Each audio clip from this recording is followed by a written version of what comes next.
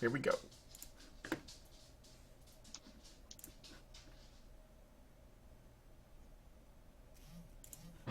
Ladies and gentlemen, go for our wild, wild ride with the Honey Badgers. But beware, the sweetest kittens have the sharpest claws. For your own safety, strap yourself in and hold onto something as we enter the Pussycat Cast. Taboo topics. Wait a second. Men are human too. Marginalized men. Uncomfortable truths. Suck! The Pussycats aren't afraid of heavy lifting.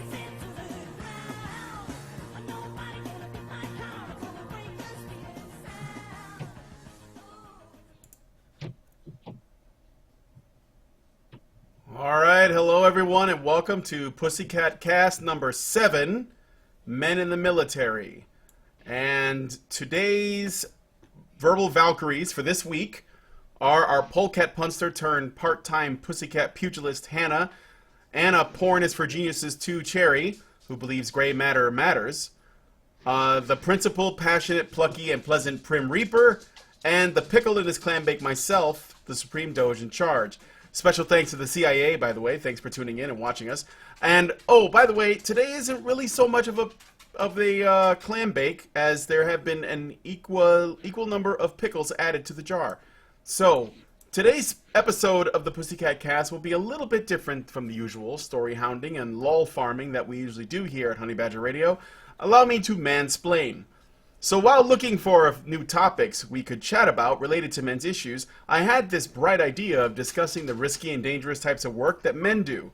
But I felt like it was not really my place to talk on behalf of this topic, since I don't really have a lot of experience doing dangerous work, nor, at the very least, I would be able to do the topic justice. So I had this bright idea of trying to find men who would be willing to talk about their work and perhaps even have stories to tell. I went to the community and asked around. The feedback I got was so great that I decided to split it into 2 shows. So on this week's show, we'll be talking with men who have served in the military, since male sacrifice and service is something that we often take for granted. So please welcome to the show, and hopefully I get this right, and if I get this wrong, I apologize, you can correct me. Petty Officer 3rd Class, QM3, Thomas Delaney. Is that accurately stated? Yeah, that's pretty accurate. Yeah. Okay, and what is that position? What does that rank mean? What that rank means is basically in the Navy, we do everything the right way rather than the wrong way. We give the military occupational skill as part of the title. What I did, my main job when I was in the Navy was actually doing navigational work, which isn't really too much dangerous, but everything else that you're required to do on a ship instantly turns it into being dangerous. We would also do fire support, respond to onboard threats for people, psychos wanting to try and take over the ship. And you can't call 911 to get a fire truck to race across on there. Okay. All right. And thanks for that, Tom. Mm-hmm. We also have an AME1 or E6, Old Navy. Is that did I do that justice, or how does that? I just did. Okay. And what is Petty Officer First Class? Petty Officer First Class. And what is an AME1 or E6? What does that mean? In the Navy, your rank the is C's? the letters. Oh. That's AME, and 1 is your rank. Mm-hmm. So 3 is 3rd class, 2nd is 2nd class, 1 is 1st class. AMEs. We were the ones charged. It stands for Aviation Structural Mechanics Survival Equipment. We were in charge of maintaining ejection seats, canopy jettison systems, pressurization, breathing oxygen, stuff like that. Okay. All right. Awesome. We also have another guest, but he's not here yet. He's running a little bit late. But he's an electronics technician, 3rd class. His name is Jim Kelvarn. When he gets here, we can talk to him. So thank you guys so much for, first off, your service, but also for taking the time to come on our show. So let me ask you guys a question. I'll start with Tom. What is the story of how you came to be in the military? I originally grew up in the middle of nowhere. I grew up in the Midwest, very small town. Nothing to do, all day to do it. There were no jobs. You either had a manufacturing job for maybe a week before the plant left, or you worked on a farm. I didn't have either one of those, and college wasn't a active choice for myself. So I ended up joining the military just to have something to do, figure out what I wanted to do with my life, and actually have a purpose with it. Huh. Okay. And by the way, before I move on, Hannah, Anna Cherry, and Prim, if you guys want to speak to anything, just I'll be looking out for your names in the chat. So just type something or what have you. Or if there's a lull in the conversation, you can just jump right in there and speak to something. You want us to do it in the bit of logistics here? You want us to do it in the Hangouts chat or in the Discord chat? No, in the Hangouts chat, because that's what I'm looking at. I'm not looking at the Discord chat. Okay. So, Old Navy, same question. What's the story of how you came to be in the military? Basically, I was a little too full of piss and vinegar, I guess. I dropped out of high school, went in, told the head man what I thought about his building, his faculty, his curriculum, his wife, his desk, and his mustache. And I walked out of that joint and figured, how the fuck am I going to get out of here? And I ran to a recruiter. So you dropped out of high school and went right into the military? Yep. That was I was one of the last guys to get in on a waiver for no high school diploma. And I walked in and I said, get me the hell out of here. And he said, oh, I can help you out. Oh, and what, if you don't mind me asking, if it's not too personal, what was the issue with your school? Not the school particularly. It was a good high school. I just had such an incredible difficulty with authority that it had caused several other tangentially, related problems in my life, and I was just done with everything, and I knew what was going on, and I knew how the world worked, and I knew what I wanted to do, so I dropped out and walked out of the whole place. Well, that does make me think of something. You intentionally went to a recruiter, or was that just sort of like, well, what are my options now? Or was it kind of a single-minded, like, I know what to do now, kind of? No, I knew that my entire, most of the males in my family had served, and that was an automatic go-to. I was raised by those guys. And I'd known since I was little that, you want to get up and get out and go see the world and do stuff, go sign up. And I very nearly joined the Marine Corps, but I walked in and looked at the recruiter, and he looked at me, and I was like, that guy looks like a dick, so I kept walking down the hall. So that's how I came to be in the Navy. You mentioned that, having issue with authority in terms of school, but then, you go to the military where the whole point is to kind of break you down and start from scratch to make you obey authority. But it's a different kind of authority, isn't it? It is. Yeah. My father looked me dead in the eye at the airport when I was flying out, and he said, you're going to last a week and you're going to be back. And so you rebelled against him by doing everything that he thought you wouldn't do?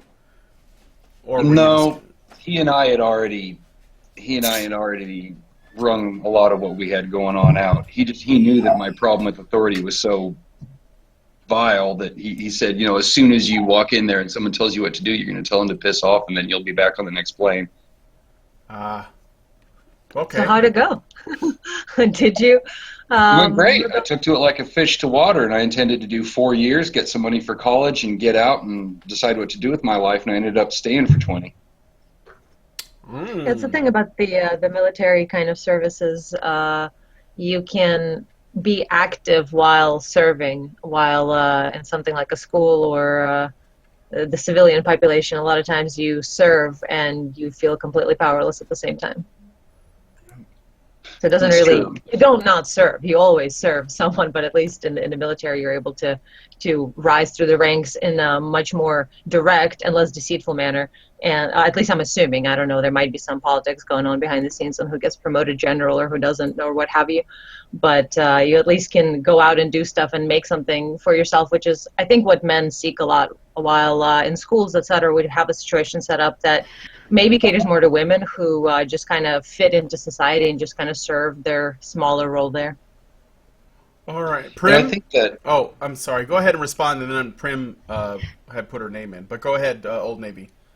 I think that you're right. In college, talk to a lot of these young kids, and they're like, you got to get your card punched. You got to put your head down and get through it, and do what they tell you to do, and do it the way they tell you to do it. And in the military, you're right. You do have some latitude to make your own way, and to, it's competition based. So all you got to do is do better than everybody around you, and you're going to make it. Well, yeah. The other thing I've noticed too, it's being in the military. You know what's expected, and I still have trouble with it. I've been out for 10 years now. I still don't know what's expected of me, and it drives me bonkers. This is like I've never liked it. That's the one thing I've never liked. Like when I was in the military, I knew what was expected. I knew what I needed to do. I knew what I needed to do to get the job done, and I had the tools and flexibility to do it how I saw it. Yeah, and it's a simplicity that just makes life. It just makes it sweet. Yeah, without a doubt. I miss it. I miss it. Okay, Prim Reaper. I just wanted to ask if there was any particular difficulty going straight from high school, or from not even having finished high school into the military, if you've had any additional challenges involved with that. No, boot camp was the easiest 2 months of my life. It was Oh, wow. great. I didn't even have to think. They said, memorize it, I memorized it. They said, make your bed this way, I made my bed that way. The sound of the light switches flipping on woke me up in the morning. It was great. I had a good time. Oh, yeah. I needed a couple waivers because I didn't weigh enough. I weighed, as a senior in high school, I weighed 120 on a good day. I was 5'11", 6 foot, and I needed a waiver to get in because I didn't weigh enough. You went to MEPS and they told you to hug a sandwich. I had to run around the shower to get wet. Okay, so real quick before we move on, welcome to the show, Jim. Jim made it in just now. Hi, Jim. How are you? I want to make sure you sound okay. Jim, you might have to unmute. I'm not sure because there are two Jims. I don't know which one is the real one. If you can speak. Can you speak? Okay, well, you might have to mess around with the options. It's in the upper right corner, the gear. See if the correct microphone is being used in the audio. But we'll come back to you once we get everything working. Hannah, did you want to say something? I see you typed an M. I don't know what that means. No, I just hit my keyboard just right. Sorry about that. No, it's okay. It's okay. No, I was about to String type in letter what to you the just Ionic said, cat. and I started to delete everything and just hit that instead. Sorry about that. Oh, no, it's all right, as long as there's no confusion. I'm always confused. So, let's see. Well, let me ask you guys this. Well, we're waiting to see if Jim can get his microphone working. Well, first off, Old Navy, you say you were there for 20 years, right? Mm-hmm. Did the Navy change a lot in that time? Like, Yes. had it changed? And can you tell us a little bit how it's changed? And I'm kind of curious to see if it's changed in the same way that a lot of our sort of college campuses and political landscapes have changed, or maybe it changed in a different way. Can you speak to it at all? I can. Okay. The working uniform that we work in, there's been 3 uniform changes in the entire sea bag since I enlisted. When I enlisted, I was wearing bell bottoms and chambray shirts, and I was one of the last sailors to wear them. Those are the white sailor uniforms, you mean? Dungarees, ass pockets on the front. Mm-hmm. Yep. Okay. And I've seen a lot of change in the Navy, not only in the young people coming in, but in the entire culture. The old joke used to be, that guy, you don't make chief until you get your DUI, right? It's like we'd see a guy, go out and get found out on town drunk in his car, and they just pull up to the gate and turn him over, and the MAs would come get him, and they'd take him out to his command and turn him over, and that was that. He'd take the discipline in the command, and the next cycle that guy'd make chief. Yeah. That's all fallen away. They have such low tolerance for some of the shenanigans used to go on. I mean, I'm sure everybody else in the Navy will be familiar with what we call a chain locker counseling session. Ah. Okay, Used so to- I'm sorry. Go ahead. Jim is here. Whoa. Hey, can you hear me? Yeah, you're really loud. Yes, we can. Give me a moment. Okay, mute yourself for It's now. always loud. Missed you, brother.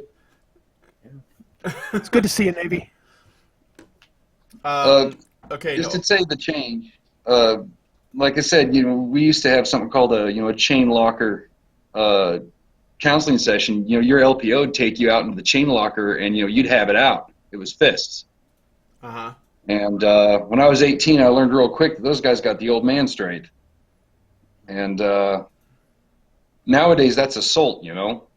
The culture has changed because it used to be a pretty insular group. It used to be almost entirely men. Yeah. And the mindset was different. Now it's a really mixed force, and the Navy's still groping around trying to figure out how to, I guess, accommodate everyone. That's not a word we used to use. Yeah, you would think that something like the military wasn't really about so much accommodating people rather than seeing who was going to measure up, right? And then I guess I don't want to presume, because maybe I'm misinterpreting what you're saying, but I would imagine that in an area like in the military, your ability to be the best version of yourself that you possibly can be is the measure by which you get your, not only your ability to stick around, but also rank and respect from everyone else. It was like a meritocracy in a lot of ways, right? So, And it still very much is a meritocracy. It's just the entire culture has changed. In my opinion, for the better on whole, even though it's got some really irritating spots. But then, I'm an old dog, and I retired, and maybe it was time. yeah. Okay. And let me also, I want to ask Tom, how long were you there for? Almost 5 years. I ended up having a lot of injuries throughout my time in the military, but I noticed a lot of changes. Basically, you couldn't use any profanity. A lot of the old tricks of basically making the FNG, the friendly new guy. You see, be creative in what you think the F word is. Look for stuff that doesn't exist, like the key for the ship to start it up. The 50 feet of gig line. Yeah, stuff like that, like 50 feet of gig line. The mast crank so we can go under the bridge. You can't do that anymore. People will flip because it's called hazing. One of my personal favorites was the cold bucket of steam. Yeah. Did you guys get your crows tacked on? Yeah, they swapped my arm over a drop tank, dang near broke it. They took a run and start at it. Oh yeah, no, I got mine. Well, basically what it is when you hit petty officer 3rd class, you're treated as lower level management for all intents and purposes for those civilian on there, and you get a chevron on your arm, and what happens is everybody punches it on your arm, and some people would run at it, others, and you get some of the guys in engineering, and there are some big old boys down in engineering from Illinois, from farming country. They're big boys, they're big farm boys, and they'll just sit there and just whack right on your left arm. You feel like you broke your arm in about 20 different spots. But Now, if I may interrupt real quick, go for it. There is history to that. Back in the old days when people got their crow finally, everybody went and they put a stitch into the new petty officer's insignia in a honorary way to make sure it didn't fly away. Yeah. After a certain point, sewing machines made it easier, so they punched you for the same reason, because once you hit that level of respect, that level of responsibility, that crow can fly away real quick. Oh yeah. Well, just to clarify real quick, the injuries bit, it kind of led from that into the hazing bit. So just to clarify, the injuries are not from the rough housing and the horsing around among the men. It's right, or is it? Is that what you're No. saying? On rare occasions, that would get out of control and people would get hurt. But for the most part, no. I think I got tacked on as bad as anyone in my unit did, and they didn't injure me. They hurt me real good, but nobody injured me. Well, yeah, no, people do stupid things, and you accidentally can hurt someone, but They get carried away, and they will carry it way too far, and they will cross the line into a criminal injuring of someone, and that has happened. And I think that the Navy had enough, and they clamped down on it. Yeah. But Like something in does Wall need to be said, though. Sorry to interrupt, but I just wanted to kind of underscore what you guys are talking about for our listeners, that there is a very valid and valued element of withstanding physical discomfort and physical pain that is delivered on you by your comrades. That is not only is it a team building kind of exercise, but it is a toughening up and bonding experience that men go through, they used to go through, and because of the way society has changed its attitudes towards quote-unquote toxic masculinity, we have a lot less of that behavior being allowed, and it's actually, I think, really damaging people. Yes, and I think that more and more and more of the younger sailors really saw it as assault and battery, and they wanted nothing to do with it. It was not part of their culture. It didn't translate. They felt like they were being picked on and harassed and singled out. And, sometimes they were, and that was very valid. And in order to just do away with those instances, they did away with the whole thing. And it's, like I said, it's a shift in culture. Yeah, I definitely agree with Old Navy on that one. But for me, like, that wasn't my experience. That for me, it was, I'm one of the. It was like an initiation. It was like, I am one of the ship now. I'm Right. You get through it, and then like you're like one of them now. Right. It's like, yeah. And the other thing. Well, I'm sorry that for was letting the me thing interrupt. is. Go for it. For instance, right now, currently in the Navy, a chief selectee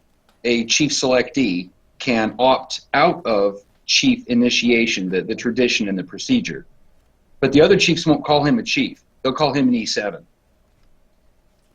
And that's kind of like you were saying before, it's a rite of passage. You're one of us. It's a mark of respect. Enduring something, going through a rite of passage, as it were. I mean, you can opt out of it, but if you do, you don't garner, I suppose, the same respect amongst your peers as if you do. Yeah. Right. Well, that's the one thing about the military most people don't understand is everything is a rite of passage. Right. Every little take, Yeah. increase in rank, getting through boot camp, it's a rite of passage to the next point. Prim. It's really interesting listening to all of this different sort of cultural aspects of the military, and one of the things that it just reminded me of was how this sort of aggressive sort of, it's good-natured and that kind of thing, but a lot of times that sort of thing seems to be referred to as toxic masculinity these days. That's just what it made me think of. Well, But one thing that's another thing that they forget to mention. Back in the 90s, they brought this big brouhaha about the Marine that got his blood stripes tacked on. What they didn't see right afterwards was his entire platoon taking him out, getting him drunk. Yeah, like what you they don't only see. show footage. They only show footage of the hitting, the striking, the pushing of pins into flesh. They don't show the hugs. They don't show everybody gathering around him, holding him up. They don't show everybody taking care of him. They don't show everybody accepting him. And they don't show his response to that. They just show him getting his stuff tacked on. Yeah. Yeah, well, a lot of it seems to be like very good-natured, and it's just astounding how much they can't seem to understand that. Yeah. Like I think said, a lot of it's people- changing culture. Yeah. Yeah, I think a lot of people who haven't been around guys who are just rough with each other all the time, because this is something that I noticed a difference in my hometown where I grew up. There was a major split between the two sides of town. Between if there was a conflict, a couple of guys, had a fight over something, they'd duke it out, and then they'd talk about it if there was anything that needed to be talked about, and then it was done. They'd play football together. And on the other side of town, it was like, oh, you can't come in my yard anymore. That was it. There was no dealing with it. And I think a lot of times when people come from the "you can't come into my yard anymore" environment, they don't get the idea of showing respect for another person's toughness by testing it. And they don't get the idea of demonstrating your toughness by taking it and bonding over those two things together, and then celebrating that bond, because they never. And a lot of people don't realize that if you just have it out, don't let it go too far, just have it out, settle it, shake hands, and go have a beer, everybody get along a lot better. Yeah. It's true. If everybody learned how to do that, then we wouldn't need militaries. Right. We wouldn't need any kind of militaries. We would just be able to do that. Well, people will be elected based on how hard their fists are, and that's not the best policy making. No, it's not either. I think the other thing that made it like that much better was when it hit the fan. Basically, when the shit's about ready to blow up, or it's travesty at that point. Everybody's got to come together at that point. You can't say, oh, well, F the guy next to me because I don't like him at all. And I've had a couple situations where I just couldn't stand the person I'm around for obvious different reasons of moral fiber and whatnot. But I had to rely on that guy. If I didn't rely on that guy, I might be dead. I might have bought the farm at that point. And you just have to do what you need to do to get the mission done, because the mission's just not going to sit there and wait for you. It's not. And there's a couple of people The in the mission chat is that more have been talking important about. than the people on the ship. There's a couple of people in the chat that have been talking about some of the experiences they had, and then Brink TK just posted building trust, and that's something that I think people don't. Like I said, there are people that don't have any experience with this, even as kids. They don't identify that in it, where there's that phenomenon with people where if you've been through an emotional experience together, or you've been through a rough experience together, you develop an understanding of each other's habits and each other's ways, and how a person's going to handle a particular situation. And you get all that with this type of bonding as well. You get all that. You learn each other's reactions, and you learn each other's limits through testing them. It's the same way when little boys play outside and they're wrestling all over the place, or they're playing football, or they're fake fighting, or they're real fighting, or any of that stuff. They're checking each other out, measuring each other up, learning how to work together, and learning what they have to work around. And I think all of that gets lost on a lot of people. It is lost. It's a bit. You're right. It is about a bit of a trust thing. There was a tradition in one of the units I was in. If it was your birthday, randomly throughout the day, 5 stout shipmates would come in and lay hands on you and plop a cranial on your head and strap it, put the goggles down. They'd haul you out into the hangar deck. They'd put you in an office chair. They'd duct tape you into it and hit you with a fire hose. And it's kinky. It was a lot of fun. Like, if I hit you with a fire hose, they'd open it up and push you around with the water stream. Oh, that's funny. And everybody was having a grand old time.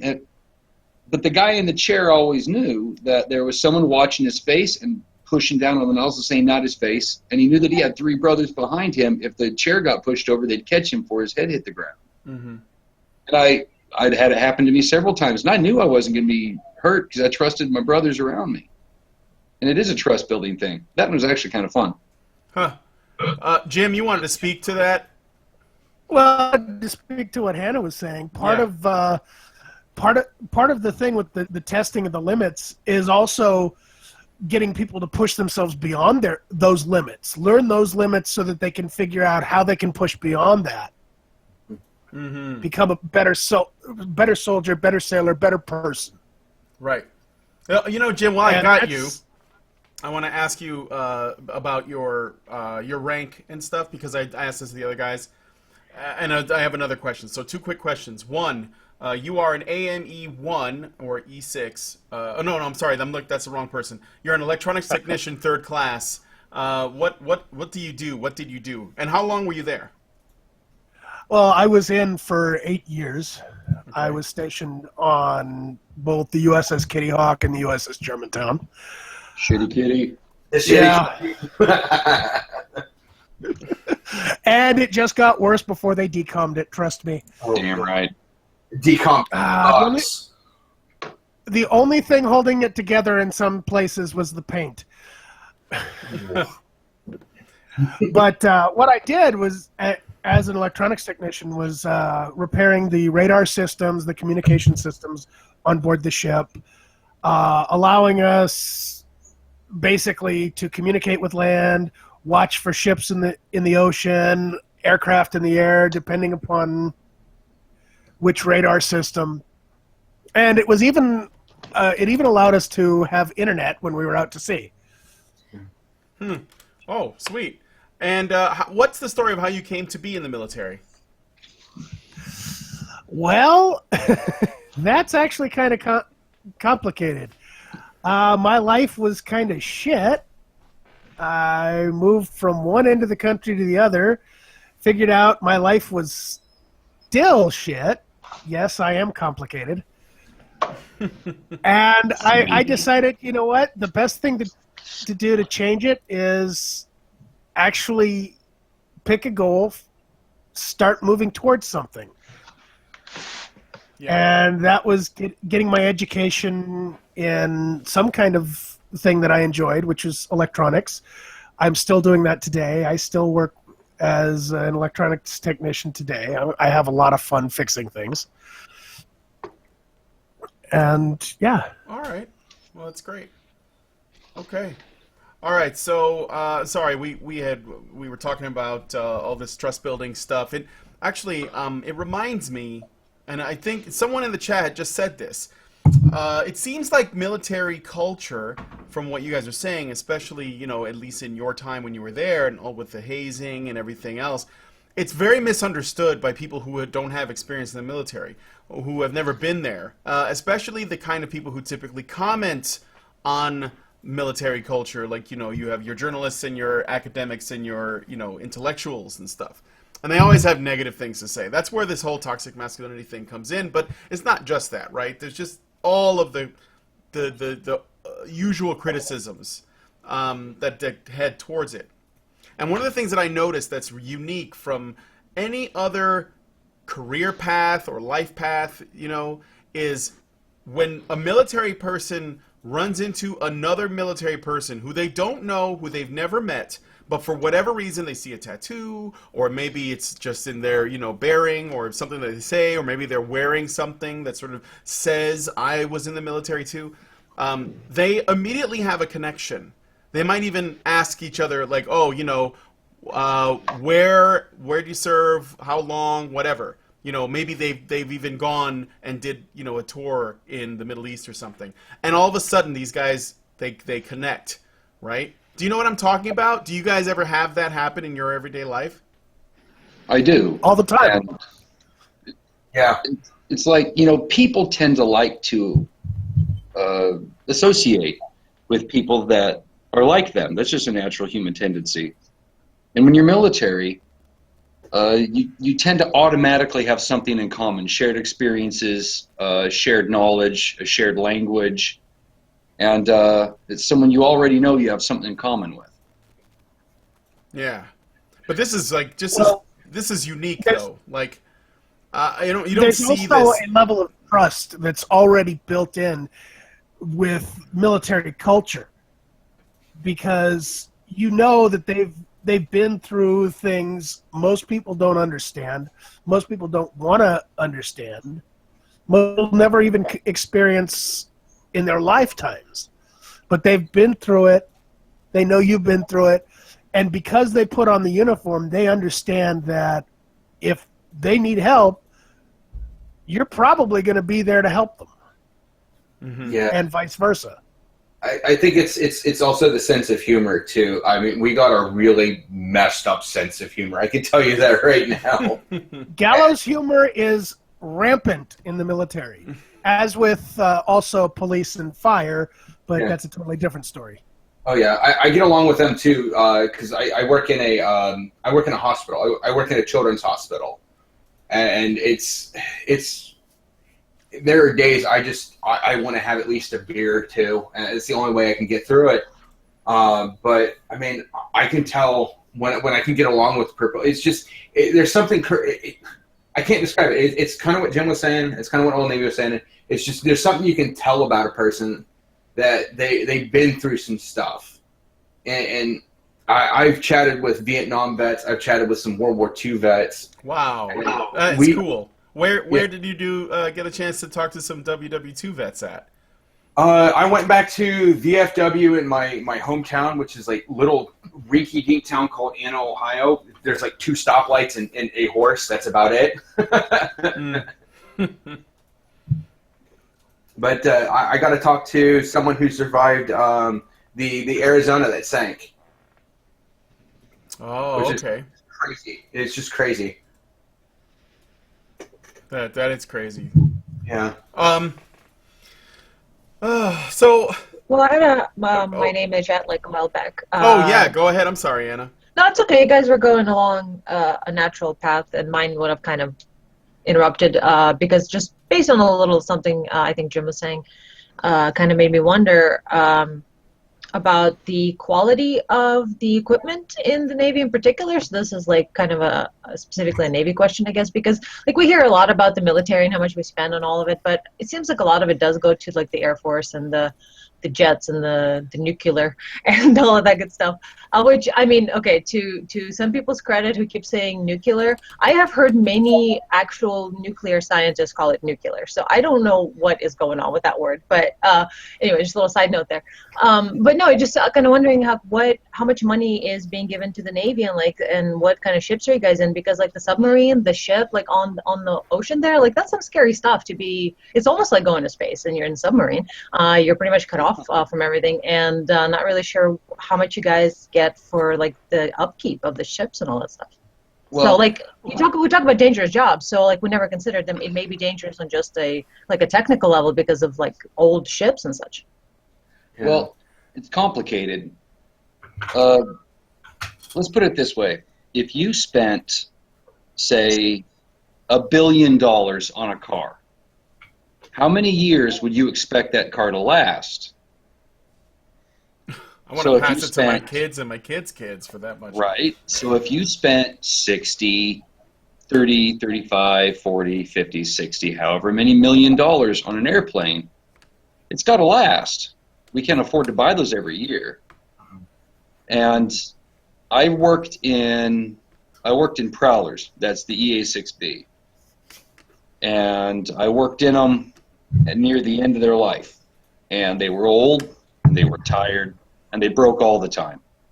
They took a lot of maintenance, they took a lot of parts, and parts were starting to get scarce because they were old. But they were kind of on the long tail of their lifetime. And we always grumbled about this, these old, smelly, nasty, dirty pieces of shit. But they were a good piece of machinery, and they were just old. And they've been swept away and replaced with something new now. It just doesn't happen very often. And like we joke about the shitty kitty, but, it was a tired ship. She'd been used. The drumbeat in the military is save money, be a good steward of the taxpayer dollar, don't waste. I mean, we've got stickers on every light switch that says turn it out before you leave the room, for God's sake. But there's only so much money, and you've got to stretch it. And the motto in the Navy, starting, several years ago, is do more with less. Yeah. That was actually there when I was still in back in 2006. That's because the 80s was over, the Cold War was over, and the glut was gone, man. And like he was saying, it's got to stretch. The Kitty Hawk was in service for almost 50 years. Yep. Yeah, the ship I was on was commissioned back. They laid the keel in Vietnam. They decommed her in 2003. I did another basically another 3 years after that. But you could basically on a ship you're taking steel, you're putting a buttload of paint and primer on the outside of it, hoping that it's not going to rust, even though it will. And you're basically, it's like your car, and you're welding the hood shut. You can't get to the engine. You can only make replacements underneath it, and it makes no sense. But it's just, that's what it is. And that ship, it was, I mean, I'm going to use a profanity, I'm sorry in advance, but it was a shithole, but I looked at it as it was my shithole.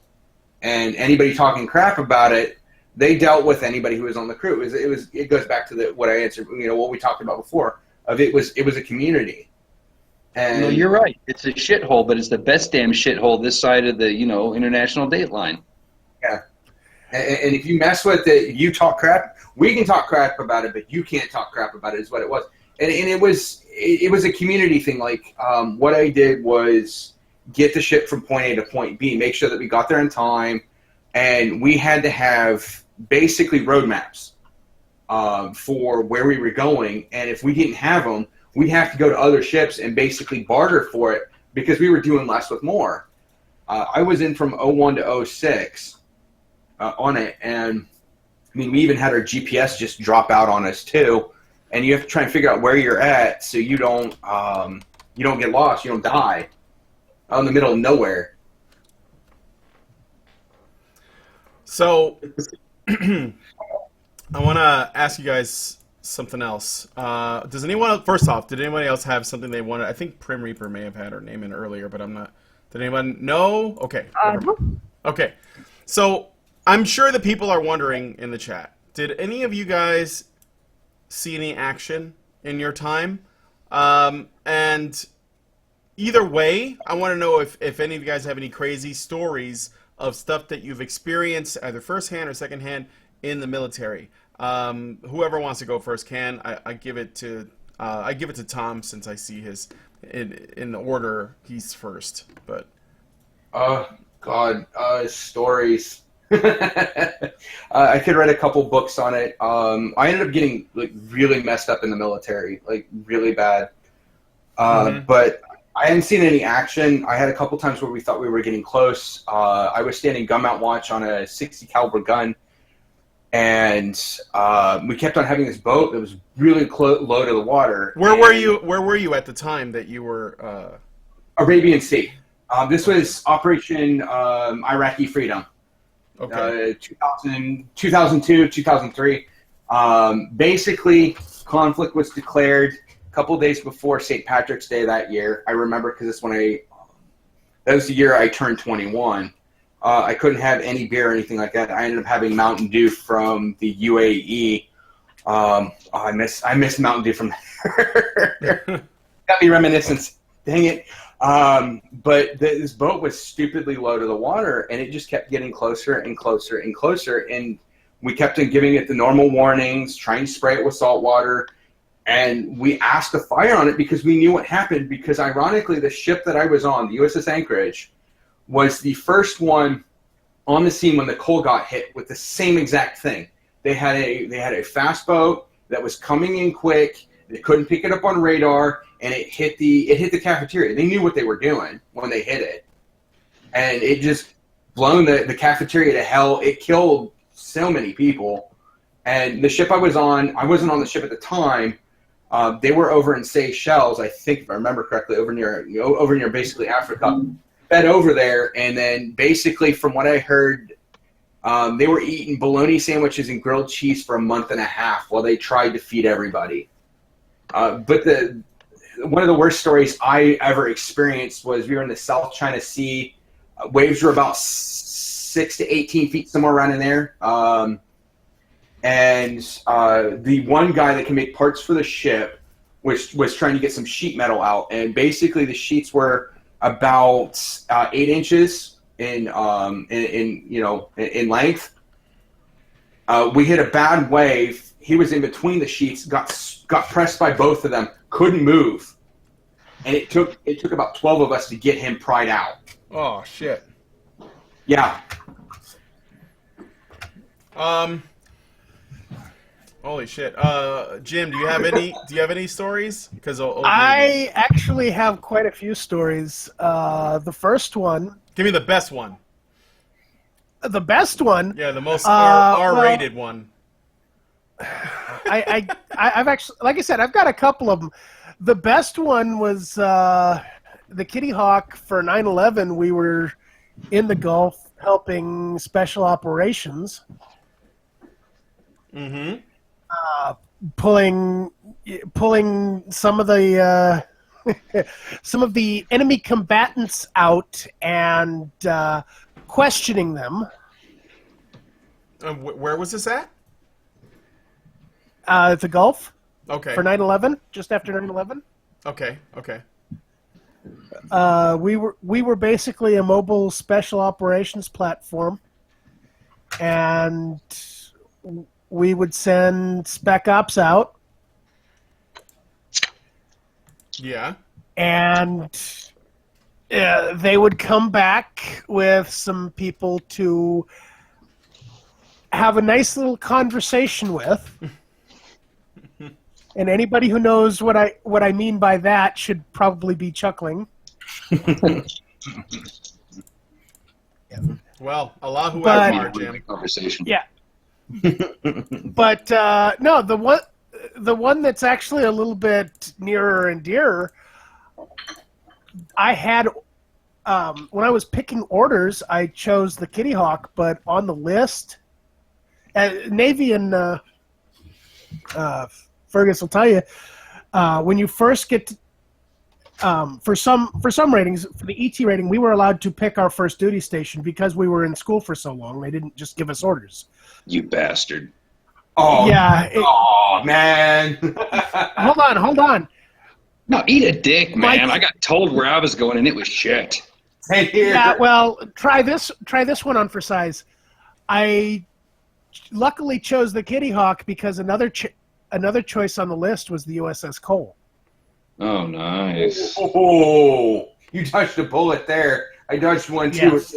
Don't touch the poop, man. Don't touch the poop.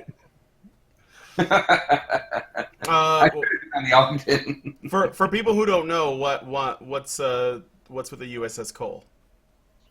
I just before 9/11, the USS Cole was they call it a bombing, but basically it was a terrorist attack. They took a boat right up next to it and blew a hole in the side and ended up killing, I think it was 12 sailors? Right around there. And right injuring a few more. And, they ended up doing everything they could to save the boat. They had to bring in a special type of ship to take it back to San Diego. That sucker got sent back freight. A U.S. naval ship went home freight. Yeah, and she still doesn't sail right either to this day. She never sailed right in the first place. That's fair. But the ship I was on was the first ship on the scene on there, and honestly, I think it scared the crap out of you too, Jim. No matter what it was on, but it scared me too at that point because you didn't know who was friendly or not because that time they weren't playing by the same rules. They weren't playing by the same rules we were, and we had to play by all these rules. Of you have to give them so many warnings, this, that, and the other, and you didn't know if the ship was low, if it had bombs or it had fish. You had no way of knowing. And that's the trouble of being a moral force is someone gets close to the boat and they're like, oh, well, my orders are they get close to the boat. Fuck that. We just kill them.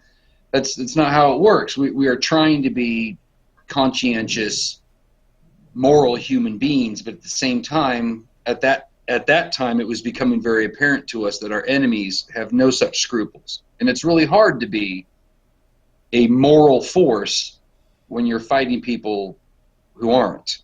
Yeah. Right. Old Navy, do you have any stories to tell about your experiences? 20 years. Couldn't have been just drinking and wenches, right? Mostly for him. 99.999% shenanigans. So no, nothing? What do you want a story about? All don't know, something. You know about old first classes, LPOs, and C stories. Well, I don't know. Like it's, I assume that despite the fact that it was probably a great time, we all, at least those of us who are just civilians, recognize that work in the military is not without risk, even if, even if you don't get called to the front or whatever. There's always that looming, possibility that something will happen, and you're going to be expected to put your life on the line. So I guess what I'm wondering about is, if there were any close calls or anything that happened, or even things that just happened where, working, just doing the day-to-day, maybe that was also risky and dangerous in some way. Well, as the other fellows have said, everything's risky all the time. Mm-hmm. In that line of work, you're always on a ship, or you're always around aircraft, or you are always working with something that will explode, corrode, give you cancer, make you look funnier than you did in the first place. It's a hell of a job. And to be honest with you, now that it's all done and over with for me, the biggest concern I have is how much goddamn asbestos I swam through. I'm just over here waiting. So were you exposed to this for real? This is Oh man, I used to handle it, move it around, take it off of parts, put it back on parts, and I was too stupid in the beginning of my career to know any better. And I learned about asbestos and all that, and we had lots of training, and I figured out how to identify it and started insisting on testing for it. And I like to think that I saved the kids behind me from breathing a whole bunch of it. But you get beyond that.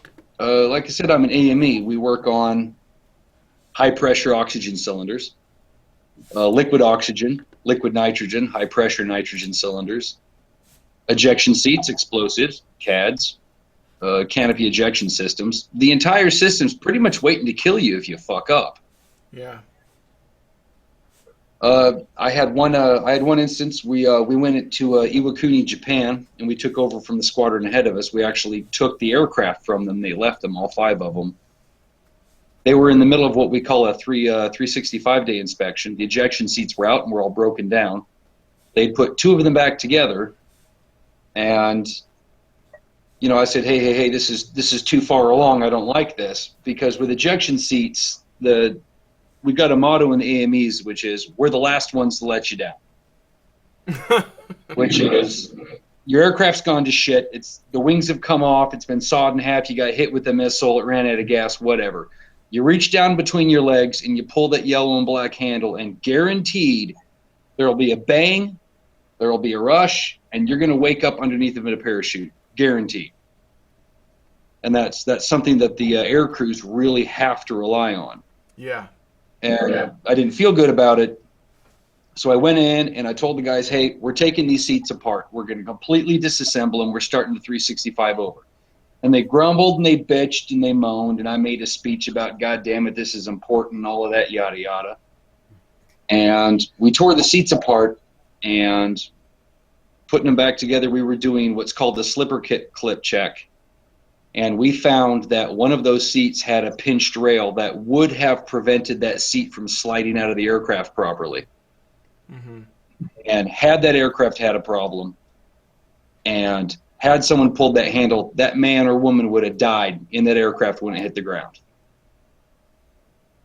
Yeah. And it's moments like that. I've had countless moments like that in the stuff that I've been working on, where you have to stop and show something around to everybody and say, you see this? This is a dead person.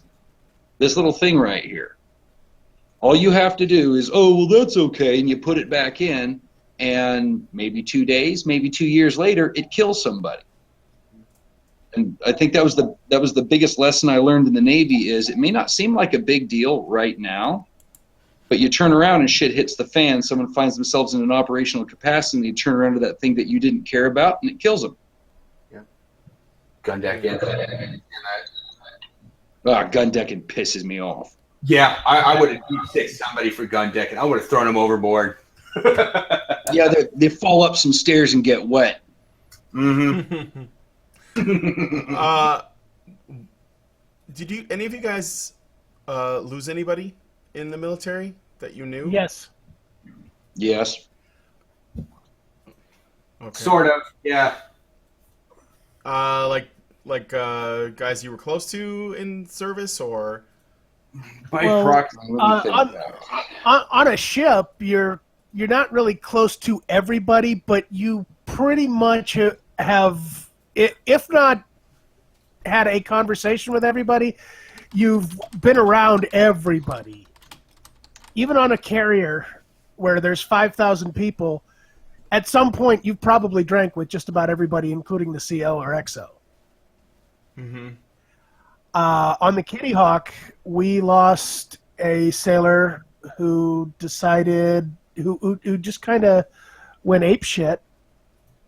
We were out to sea. He ended up walking out to the, not the flight deck, the hangar bay in shorts and shower shoes, and he decided to jump off. Wow. Yeah. Normally we have a routine for that. It's man overboard. They went out. They got him. They picked him up in the helicopter. He fought him on the way up. Ended up going back down into the water. They went back in. Got him again. This time got him up to the helicopter, and he ended up going out again, and we ended up losing him. Old Navy, you said you also lost somebody? Well, I've been thinking back on it. Near as I can count, without having to stop and think for hours about it, I've lost about 8 shipmates that I knew. Everything from accidents to suicide to just dipshittery. What's the do you guys know what causes a shipmate to commit suicide? I mean, it could be a number of things, or 9 million reasons, man. Sure. Yeah, it's just a high stress. Like one of them who almost did. I'm still kind of. Basically, what happens when someone goes overboard? What we had is his grandma died, and he was told he's essential personnel, not allowed to go home. It broke him. It just broke him. It broke everything inside of him. Yeah. He was just dead. Just dead man walking is what he was. The ship I was on was an amphibious assault ship. So basically, think of a truck that can sink, and basically we crap out Marines to get rid of them. He walked out to the back end of the ship with his stern gate, which is the back end of the ship, roughly about a foot. He walked on the back of the gate, jumped off, and tried to swim away from the ship. And basically at that point, as soon as I heard man overboard, I immediately marked where he's at because that's part of my job. And we had to figure out how we're going to get him because we didn't have a helicopter because we didn't have a place to store one, so we didn't have a helicopter. And we could either launch the captain's boat, the XO's boat, or send it. One of the guys jumps off who's the rescue swimmer. And this dude was a big guy, built guy, could probably do. Could do professional weightlifting almost. He jumps off, goes to go get him, and he's fighting him the whole time, gets him up on board. I'm doing the work of about 4 people to coordinate where this guy fell off at, and the people to go rescue him, track them over so we don't run over the boat, we don't run them over, because we can't pick up the boat with radar, because it's basically a civilian boat you take out on a lake. Ended up getting him recovered, moved him over one of the bigger ships, not as big as a carrier, but pretty much almost like a carrier, an LHA. Got him a SOC eval, and he ended up getting out. The guy who ended up getting lost, I ran it by a couple of Marines because I figured they would the majority of them would be coming back from OIF. I've seen if they wanted to run a D&D campaign on the way back.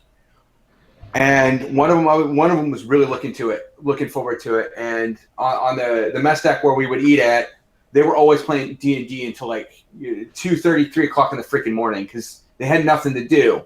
Marines had nothing to do on a ship.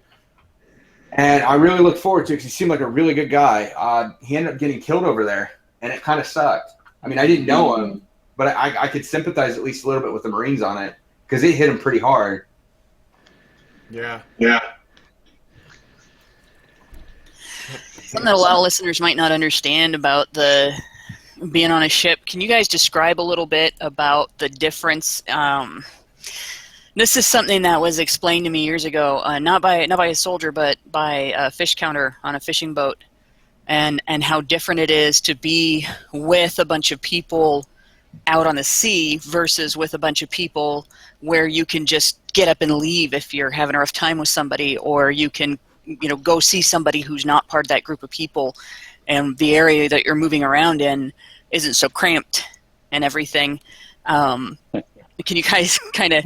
I think you know what I'm trying to articulate. Oh yeah, I know exactly how to. I know exactly this would how to explain, I this. think, to the public a little bit why. I mean, it's horrible to be told that you can't go to your grandma's funeral, Yeah. but it's also. I think there's a lot of people that might not understand why that would break somebody to the point of suicide, and this might help. Hannah, honestly, I don't know how it didn't break me. My great grandma, who basically kind of raised me. My whole family kind of raised me because that's the way that my family still is to this day. Of everybody took an active role. If you screwed up, your butt would be tan, this, up and down, left and right, 7 ways from Sunday.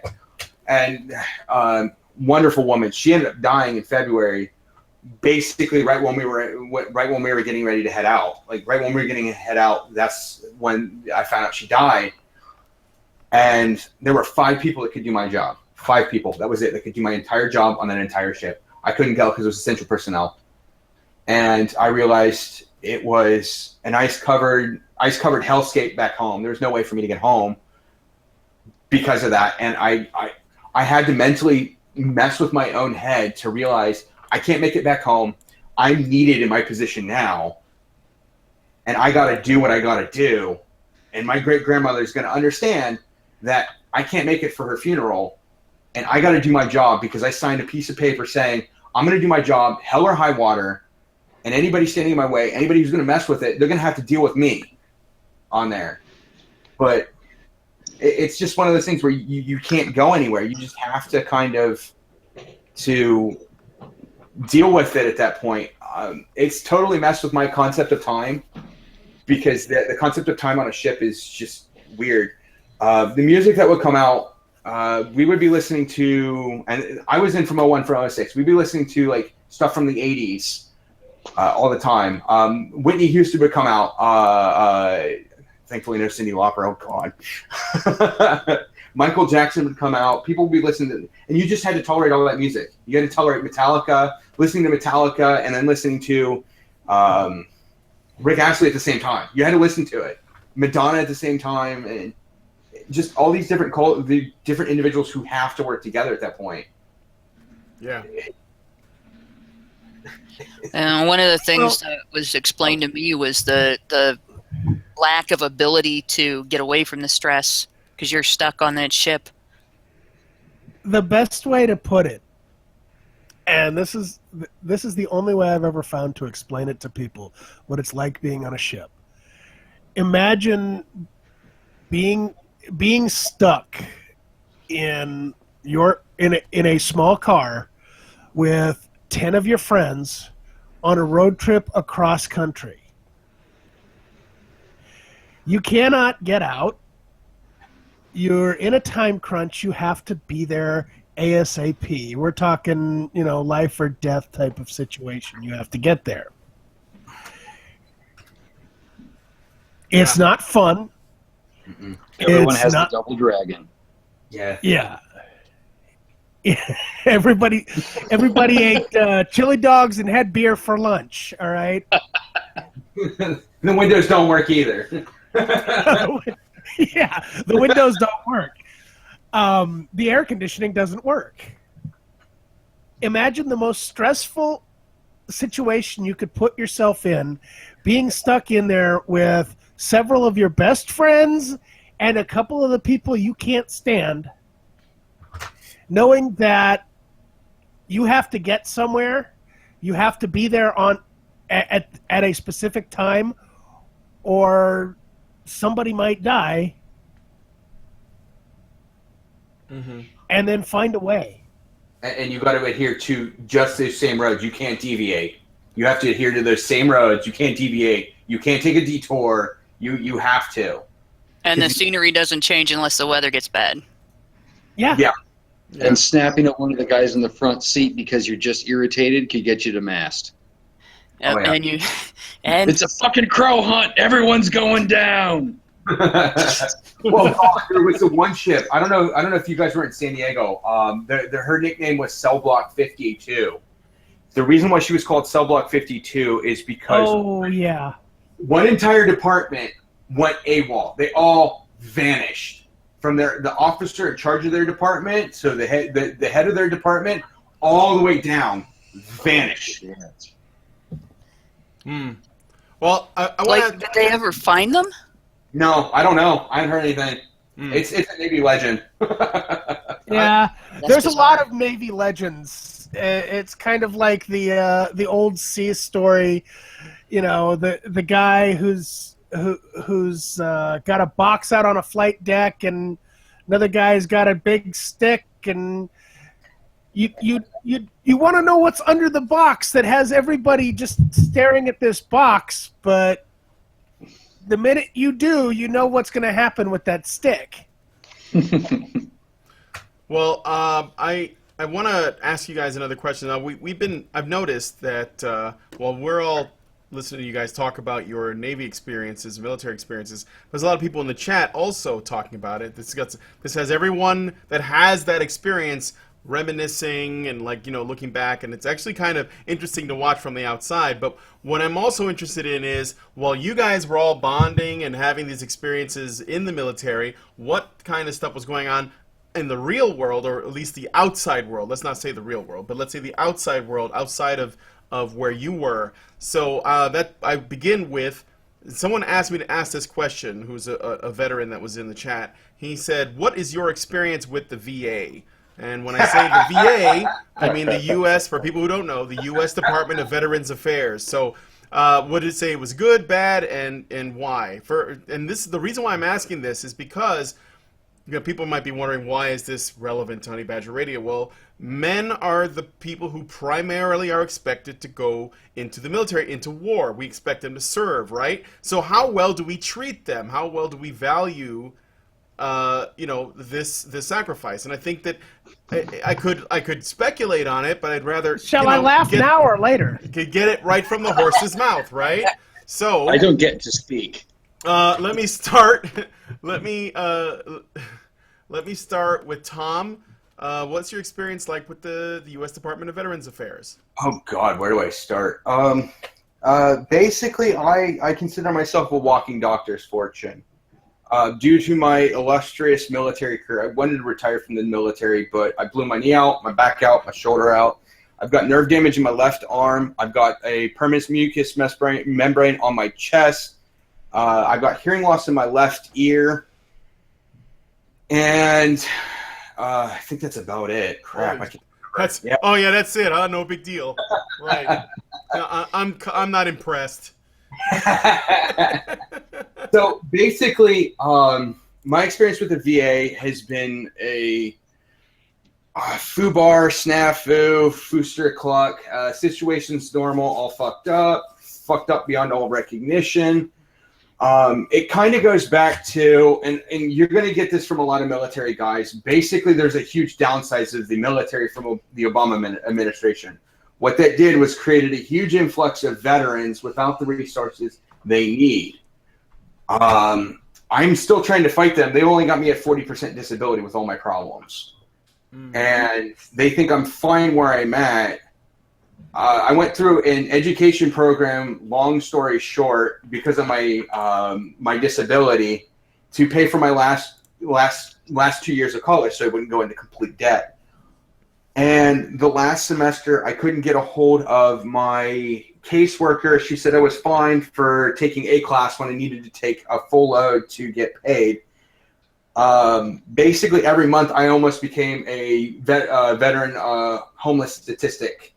Almost committed suicide, too, as well. because I couldn't handle it of trying to pass my last class, graduate, and trying to find a job at the same time. They wanted me to go back into retail with all of the disabilities they clearly knew about. Yeah. And I had to beg and borrow from friends and family that I'm in a financial spot where I can't pay them back because I have to keep a roof over my head. So your opinion of the VA is quite high then, I take it. That's... You're a big That's why fan. I said, shall I laugh now or later? Are we calling the people at the VA high in a different sense, or is that... Probably. Well, there's also a saying within those who have served in the military that the VA is giving veterans another chance to die for their country. I mean, look at what happened to the guy in Arizona. I mean, he died in the parking lot of the VA because they refused to give him service. That's why I go through where I work, the hospital I go through for the medical insurance, because I don't trust the VA. I already have enough medical problems. I don't need any more. Right.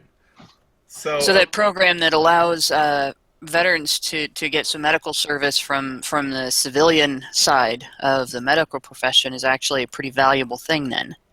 Oh, yeah, because if I were to move back home, Hannah, it would take me 2.5, 3 hours to make it to the closest VA hospital. And had I moved far away.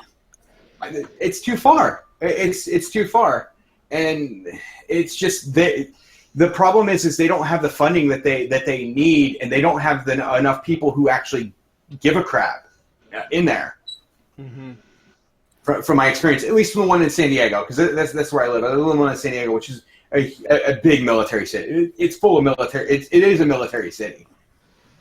I had seen on the news last night where there was a program that helped to fund like veterans who don't have access or who have an issue that is not can't be handled by their system, are able to get medical treatment from civilian medical services. And I saw that there was funding for that's been continued.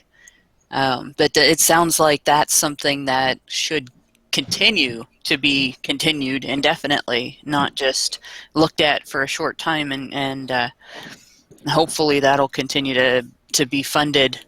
Again, it's a temporary thing right now. If I understand correctly, the funding that was put into it, the continuation of the funding was temporary.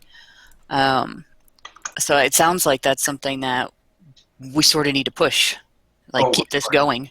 Of course. And it's one of those things where before that, and I'm glad Trump signed it to continue it, and I kind of want to look into more of what it all entails. But it kind of, for a while, the VA felt like putting a bandage on a septic wound. That's the best kind of analogy that I can come up with on how to describe it to someone who is not familiar with the stellar, air quotes there, performance of the VA to the date. Well, here's a perfect way to get it across to people who've never dealt with the military. If you've ever dealt with the DMV, yeah, triple the caseload and cut the time allowed they are allowed to be open in half. Mm-hmm. Mm-hmm. And mess with the care factor. You got to mess with at least the care factor, Jim. Yeah. Okay. Yeah. And the give a shit factor by the people who are trying to help you is a factor of 1/100th. And they're basically in a situation where they're everybody that's working there, their caseload is so high that they can't afford to care anymore. Yeah. Pretty much. The program it's very much like Job and Family Services. I think Miss Prim has something she wants to say. Oh, yeah. I just didn't want to interrupt anybody else's stories. It's all just amazing to listen to what you guys have been through, but it really, really bothers me that after everything that you guys have done for your country, it's just amazing that, and not in a good way, that you have to go through all this afterwards. I think that if you've gone through what you've been through, this should all be fully taken care of. Like, that just seems like a no-brainer to me, but I mean, and the first thing that you had initially said, being that you're a doctor's, like a rich doctor's dream or whatever, like being from Canada, obviously we don't really have the same issue with having to pay for medical stuff, and I'm sorry to say that's one thing that I'm glad that we don't have to deal with, but I'm so like just ashamed that you guys who have worked so hard to try and help everyone and keep your country safe, that you have to deal with that. It boggles my mind. Well, here's something I want to point out. Just give me a second, maybe. We're not even telling you everything. We're giving you, at best, the G-rated highlights.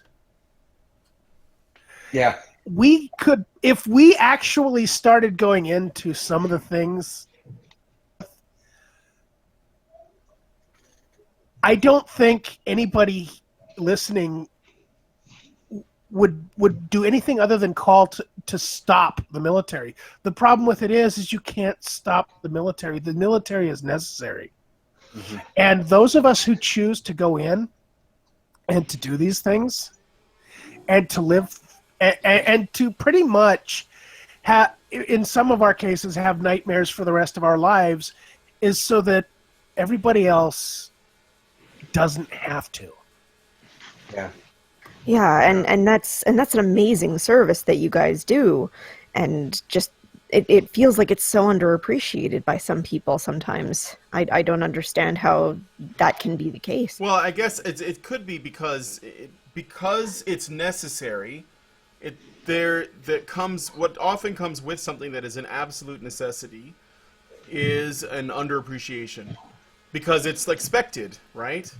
You're just saying, well, we need a military, we need people to do it, and then there might be a bit of a too many degrees of separation between common citizens and actual people that are in the military. So you can come back and say, oh man, I did 2 tours over here or whatever, and an average person they can't understand what that means unless they've done it themselves. I don't think there's any way. They can try, but there's just too much of a separation in empathy. And then you add on top of that, the sort of the evo psych and biological aspect of expecting men to do this sort of stuff, and it just makes it pretty easy for people to unplug from this reality. There's a bit of compartmentalization involved too, and I mean there's a lack of awareness too. I mean you go through school and you learn in history this war was fought this time period and there were these aspects to it and so on, but you don't understand what you're really learning when you learn it. And you don't learn any of the details. You don't get a lot in school about what it was like, because you can't tell that to children. Their parents would freak out. And even what they put in historically accurate war movies and things like that, people will leave that in the theater, or they will leave that in the living room when they walk away from the television set. They've watched it, they've seen it, they process it, and then they put it away because there's a function in the brain. I know Anna can explain it better, but there's a function in the brain that does that specifically so that we can survive dealing with things that are upsetting, terrifying, and so on, and continue to do what we have to do in order to live and work and eat and gather food and so on. And it gets applied anytime we learn information that we consider terrible. Something awful has happened, or somebody has done something awful, and you feel bad about it and you recognize it and then you put it away. Well, in that act of putting it away so that you can continue to do your thing and live your life and function the way you're supposed to function, you also set yourself up to underappreciate the people that actually dealt with that thing and faced that horror or whatever else it was, because it's put away. Yeah, you just never think about it. Because the thinking about other people's pain, especially one that you can't really do anything about, especially for when you see men hurting in particular, because it's like It's a thing. It's a very emotional thing. You just don't think about it because like it's too debilitating, and you just put it away, and that therefore you never think about the men. You never think about the struggles that they go through. You never think about them all together, and it's like it's pretty dangerous. Old Navy? Do you want to say something? Yeah, I grew up. I was raised by World War II vets, Korea vets, some both, Vietnam vets, Desert Storm vets. And I remember being small and sitting around a fire with these men, being, a boy, and listening to the things they talked about when no one else was around. And realizing just how stupid that can get. And those men very much ascribed to the idea that, pain is weakness leaving the body. That sensation you're feeling, that you getting stronger. And they very much believed in that. And that has an awful lot to do with why my childhood was so difficult for me. It was a hard childhood. When I was in the hands of the men that raised me, nothing was comfortable. Matter of fact, most things were painful. But it occurred to me now that I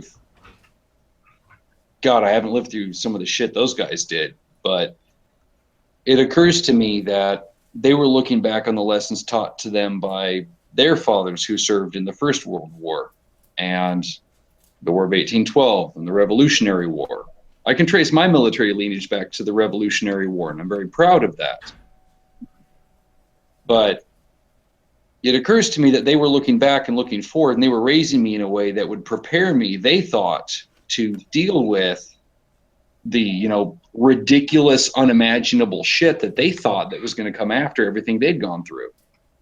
In a way, it is kind of like raising the warrior class, where you, the society is sort of stratified into, if we go back to sort of a Greek or Roman approach to it, that's like kind of what 300 goes over. No, for sure. It has like little boys. Absolutely. Their idea they're thrown of Boy into the Scouts. woods and just completely like, you survive out there on your own at 11 and also get yourself like a tiger. And it's just, like whoever said earlier, you guys go through that so that the rest of us don't have to. The people who are sort of on edge, ready to fight, sort of willing to go out there and kick ass and be protectors and warriors. That's not necessarily a good way of being for everyone. That's not necessarily a comfortable way of being, but somebody has to do it. So. It's hard for me to translate because I'll listen to people talk about their childhood. They'd be like, so what did you do when you were a kid? And I was like, they'd take us up a logging road and dump us off and say, you've got 30 minutes, fire in a shelter. I know it's the middle of the winter in Winchester, but we're going to be back with 5-gallon buckets of water. And if your shelter isn't very good, it's going to be a long night, buddy. And they're like, what? I said, that's... Wow. So you never did any of that when you were a kid? No, in fact, I didn't. I was picking up worms. I mean, I live in Chicago, so I guess it's kind of close, but not not quite the same, though. One other thing, too, speaking of the real world, or the world outside of your world, there's a lot of stories of military wives and infidelity. So stuff that happened with a man who gets married, and then he goes into the military, and then stuff, funny stuff goes on while he's out there serving his country. Do you guys have any experiences with that, or do you know anyone? Yes. Dear John, I actually have direct experience. I'll start with Jim this time, since I started with Tom last time. So when I was in Yokosuka, I had a night where I was out in the hunch. It's just the bars right outside the base. And I ended up meeting up with a young lady who, as I got to know her, found out she was married to a guy on one of the ships. Apparently he was an asshole. He wasn't all that great. And her best friend was there too. And she was with another guy on that same ship, and she was backing up this girl's stories about how he wasn't the best of guys. The relationship was on the rocks and everything. It just stopped, so you can continue your story, Jim. Sorry about that. At what point? Because, like I said, she had invited me to go back to. Yeah, right when I started talking is when it happened. So okay, just go ahead. she invited me to go back to her place with her, and anybody who's been in those types of situations, you know what's going to happen if that happens. Yeah. I can honestly say that there are times when I'm kicking myself for not making the other choice, but I chose not to do it. Uh-huh. So you got offered by a woman who had a man in the military somewhere. Is that right? Yeah, out on a ship, out on deployment. Yeah. Oh. Okay. She was the wife of one of the sailors on one of the ships that was out to sea at the time. Wow. Did you know the guy, the sailor? No, didn't know him. But I knew that I didn't want that to happen to me, so I wasn't going to do that to somebody else. You didn't want to be a fucking Jody. A Jody? Yeah. It's basically it's kind of like a one-night stand, but it's just the guy who comes in and fucks your girlfriend while you're at work. Mm-hmm. Or your wife while you're deployed. Yeah. Or... Yeah, well, I'm trying to put it in terms a civilian would understand. Okay. All right. Thomas? Hasn't there been another thing where there are women who marry soldiers to collect a type of pay that gets sent to the spouses? Yeah. And there's a name for it. I can't remember what it is. Dependopotamus is the name I've heard for that. Dependas. Dependopotamus, yeah. Dependas. Well, here's the deal. You've got a bunch of guys who are very young, just out of the house, don't know what's going on. They got this lady they like, or they meet a girl, or there is a happenings. I lived in a lot of military housing before I was, situated enough to buy my own home. And there are a lot of guys, I wouldn't even say 50% because, I know everyone, but there are those folks who are in a marriage where they are a fit, half decent looking, half intelligent young man who is married to a witless sow who was the first person who readily gave him somewhere to put his dick. And there's a child, and they're married, and he's doing everything he can do, and she's at Walmart at 1 p.m. in her leopard print pajamas and house slippers, waddling around with an unbrushed child looking for God knows what. And I see these hardworking young men who've got themselves a dependa. Some of them are great women.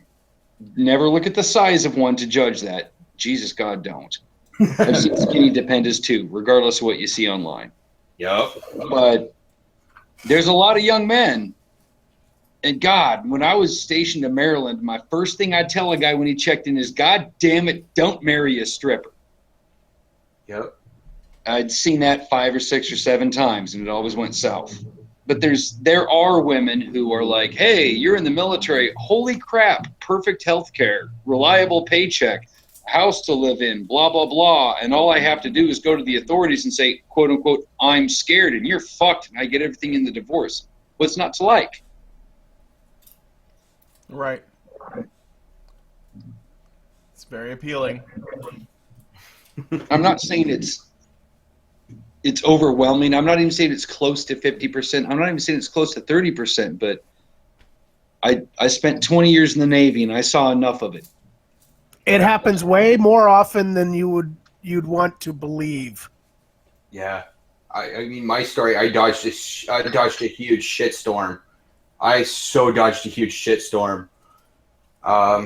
Basically, what happened to me is I ended up joining the military. The girlfriend I was with at the time wanted nothing to do with me. Told me because I was joining the military, she wanted to break up with me. That completely devastated and destroyed me. Wow. Being a teacher. Yeah. Was it just because she had a low opinion of the military, or she's scared that, what you were doing was putting yourself at risk, or was she mad because you were going to spend time with her? Like, do you know what the reason would be? She told me because her uncle got hurt was the excuse. To me, it was because she couldn't control me anymore. I thought I got away from it. Stupid me. I was 19, dumb, and basically ended up being dumb and coming back proposing to her, pissed off her entire family. Because I was raised Roman Catholic, and her family was Protestant. They don't mix. Right. My family didn't care. I ended up moving out to San Diego and was trying to get stuff situated for her. And basically what ended up happening is 2 of my shipmates at the time ended up sabotaging my relationship with her just to get with her. Mm-hmm. It gets better. Trust me, this gets better. I hope you bought them a beer afterward. No. No, they get their upcomings later on. No, I had nothing to do with them. I got even with them. There is beer involved, Jim, though. There is definitely beer involved. So basically what ended up happening after that is one of them ends up getting caught from her. Basically, I ended up intercepting an email somehow. Stupidly, he forwarded it to me. I still had her email, and this is all after the crazy ass shit of her saying I was stalking her. So I was traveling all the way. My command believed that I was traveling all the way from San Diego to freaking Ohio every day to stalk her, to physically stalk her. It wasn't until my LPO actually put his neck on the line and said, this doesn't make any fucking sense. This kid wouldn't do this kind of shit. That got the captain's mast over, which would have really fucked my life over. After that, he told me, don't ever talk to her, don't ever email her, don't even send her a fucking carrier pigeon. Trust me, your life will be better if you don't. So basically what ended up happening is I got an email from one of the guys I was friends with.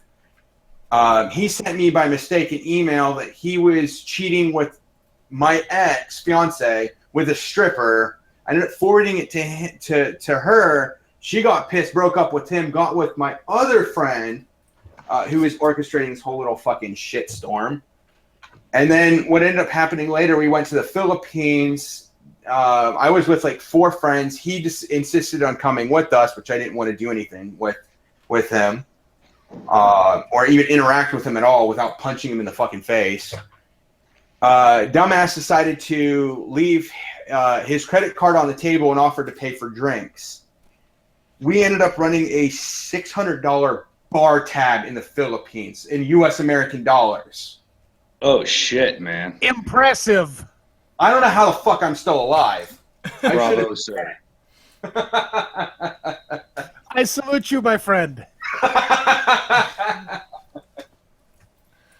Wow. But at that point, I had a huge fucking drinking problem. I really did. I turned into... Yeah, I got a problem. There isn't one in my hand right now. I already went through 2. I already went through 2 Guinnesses. I'm out of beer. 1, 2, 3, 4, 5, 6. I'm 6 in. Fuck, goddamn. Now I need to Okay. Step your game up. Hold on. Now, I want to know if this is sad or not. These 2 have, between them, have drank more than the people in this call. I don't drink And water, I haven't... man. Fish fucking it. And I haven't touched a drop since before hockey season ended. Is that on purpose? Oh, damn. How'd LA do anyway, Jim? Out of the playoffs, man. Out of the playoffs. Yeah, All right, I'm switching to whiskey. I got to play catch up. Okay. So That's the greatest thing the Navy ever gave me is the size of my liver. Yeah. It extends into my left leg. No, ladies, I don't stuff my pants. That's my swollen liver. I do have another a little add-on to that.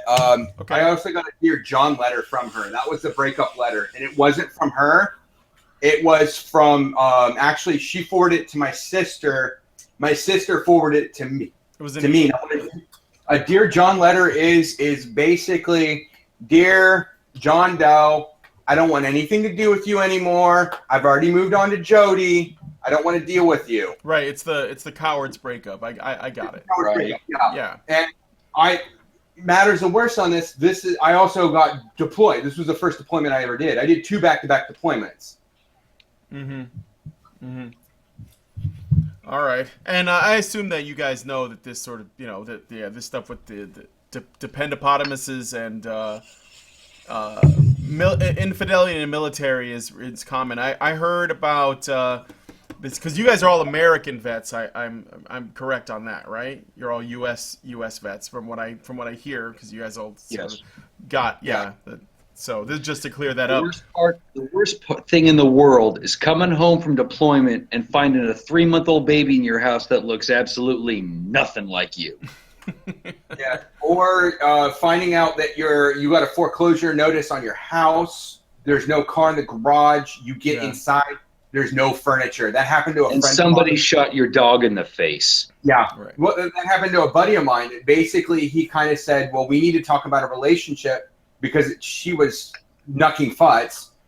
And when he got back, the kid was gone. She was gone. There was no car. There was nothing in the base housing. The only thing that saved him from a foreclosure is it was base housing. That was the only thing that saved him from a foreclosure. Right, and I always tell my sailors, if they express to me a doubt about their lady before we go, I'm like, drop her, dump her, change your locks, change your passwords, get the fuck out, man. You don't know her. Don't answer a text if you have a doubt. Give your mom a power of attorney. That's what I told a couple of the new guys. Don't give the girl you just met 2 months ago power of attorney, because she will take your ass to the cleaners. Yeah, if you have doubts, lock it down before you leave.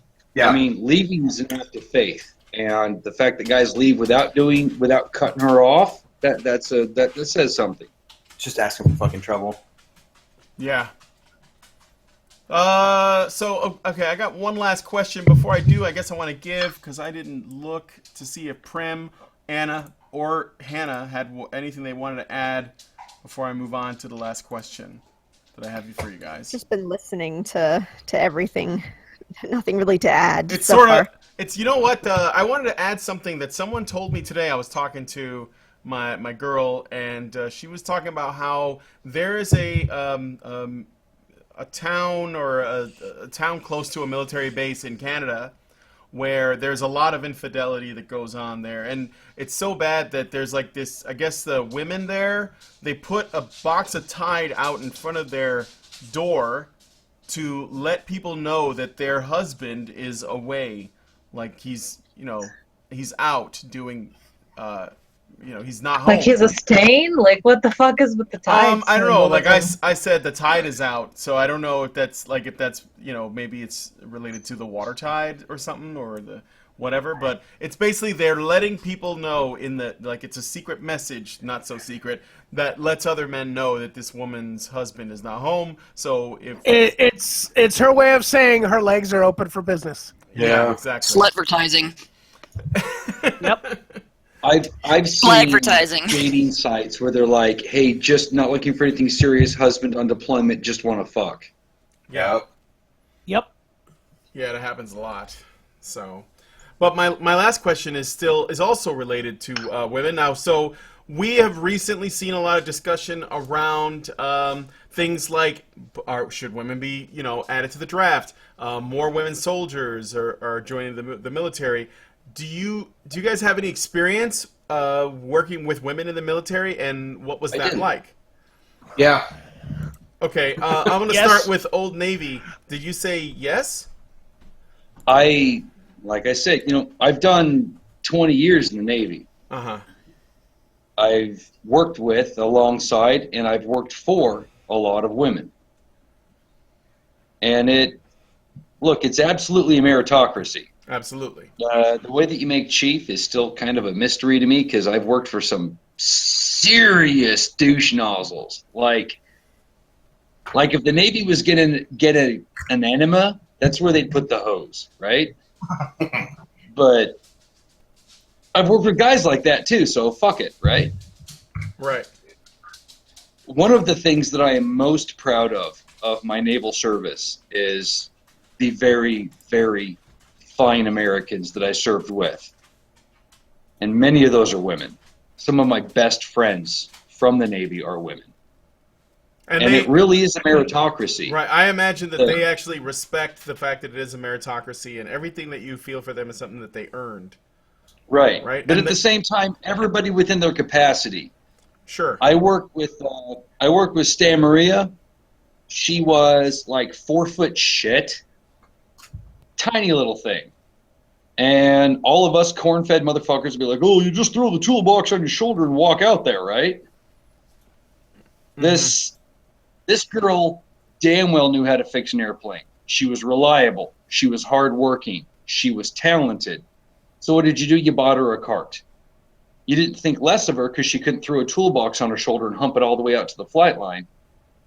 You got her a cart so that she could push it out there. You just realized that, a square is a square and a triangle is a triangle, and a 4 foot woman is not a 6'8" man, right? Sure. It's a meritocracy. And I've seen woman after woman after woman wash out of the Navy, but I've seen man after man after man.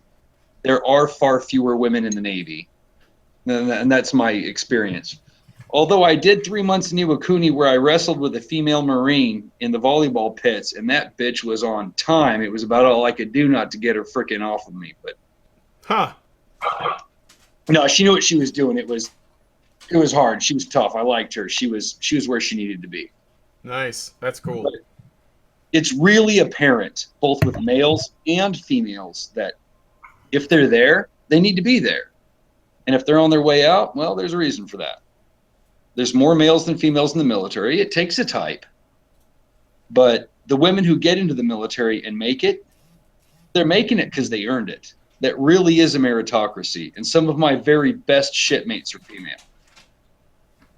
Yeah. All right. Jim? I've still got friends who are females from the Navy. I adore them. Most of the ones that I still talk to are phenomenal women.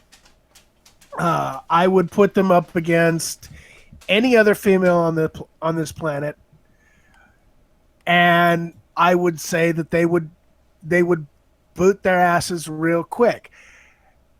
They work. Sorry, Jim. Hey, yeah, you know what I'm talking about. Yeah, it just made me funny.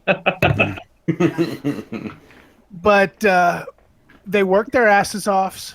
They trained hard to know what they were doing, and in a lot of ways, they would outshine some of the guys who worked right alongside them. Yeah, they earned their respect by doing that. Yeah. I just saw something in the chat about, the PT standards are relaxed for women. Yeah? Well, you know what? Genetics are genetics. If I was a pencil-necked, crayon-weenied, sunken-assed ectomorph that didn't have no muscle to me, I'd have girls doing more push-ups than me all day long, right? If you're a woman, you're a woman. If you're a man, you're a man. If there are combat positions that require enhanced strength, enhanced endurance, there are requirements to meet the job. You make those unisex. Here's what you must do to make the job. But for the most part, I've heard a lot of guys in the military be like, oh, well, good. I could walk my PT test in the time the girls run it. Yeah? Well, there's differences. Yep. Hey, look here, motherfucker. You live on a boat. It's 1,000 feet to anywhere, right? It doesn't matter how far you can, how fast you can run 1.5 miles, because that doesn't really come into play here now, does it? I said the run was stupid because of that. Holy shit! I have to take a hose out to the flight line to spray a plane. Too bad I can only do 70 push-ups. What the hell, man? Can you do it or can't you do it? That's the part that always pissed me off when people bring that up. It's like, I don't care where you're from. I don't care who the fuck you think you are. I don't care if you're male or female. If you can do the job, I'm all for it. I don't care. Right. I have never once stuffed a tiny little woman into a fuel cell because she would fit. No. And then suddenly stopped and had second thoughts. And I was like, wait. How many sit-ups can you do? I don't care about that shit. If you can do the job, that's the way I see it as. And I told you, I mean, I was like 120 pounds on a good day when I first joined the military. Right. And I've known chicks that have picked you up, brought you down, and snapped your spine over their knee, and then called you a bitch and walked off. But they would have. And I was a guy. But I still had to meet the fucking PT requirements for being in the Navy. And I did every single fucking time until it blew my knee out. And my back out, my shoulder out, and all the other lovely deductions that doctors could probably get their taxes from or something. I don't know. But, exactly. And there's been days in the Navy where I'm like, there is a super talented, super tiny female Navy mechanic that I really, really, really need out on this phase inspection. Yeah. So either I get her a cart to push her 100-pound toolbox out there on, or I tell her, I'm like, you know what, you've got airmen, get one of them carry it out for you. Yep. Because at the end of the day, I really need her out there fixing the plane because she's fucking good at it. Yeah. And I don't give essentially a that job is how many sit-ups she can do. I don't care how fast it would take her to run 1.5 miles because the plane's only 300 yards away. And I really don't care how many push-ups she can do. All I know is she can grab a hold of 3 airmen, and she can organize them into pulling a canopy off and getting it in the air and into the hangar, and she can do it effectively. She knows damn well what she's doing. And I don't know how many so her ships. brain's the important thing there. That and the fact that she can put her hand up inside of, up between ribs and grab wiring harnesses that I couldn't even get 3 of my fingers into, right? Yeah, that was something I wouldn't have understood until I started working on cars with my husband. And there are things I can reach that he can't because his arms are bigger than mine. I have little wrists, and I can actually get into places in the under the hood that he can't because of that. That I can get in there without tools, or I can get in there with short tools. That's how I always treated my kids. I spent, let me think now. Oh God, I spent 12 years as an LPO. That's a leading petty officer, a guy in charge of a shop or 2 shops or whatever have you, right? The only standard I ever had was, can you or can you not do the job? I've had sailors that couldn't do the job, male and female, washed them. I evaluated them like shit because they weren't doing the job. If you're not making it, you're not making it. Yeah, it makes perfect sense for the... Males. Large and small, smart and dumb, fast and slow. Makes perfect sense for the requirements that they face to be tailored specifically to the type of job they're doing and not to some meaningless... If you're punching keys on a keyboard and doing smart-ass shit and you're like 4'2" and weigh 80 pounds, so can you or can you not do the mission you're assigned to do? That's what I care about. Yeah. In fact, was it the military or was it... I don't remember whether it was military, FBI, CIA, but somebody just relaxed physical training requirements for a particular job that had to do with understanding hacking. And because you don't necessarily, you're not going to stand there and do, a bunch of squats before you get online and see what's going on. Exactly. Something like that. There are billions, well, not billions, but there are hundreds of millions of women in this world who cannot match my physical prowess, period. But I guarantee you they could computer me into a box and leave me there.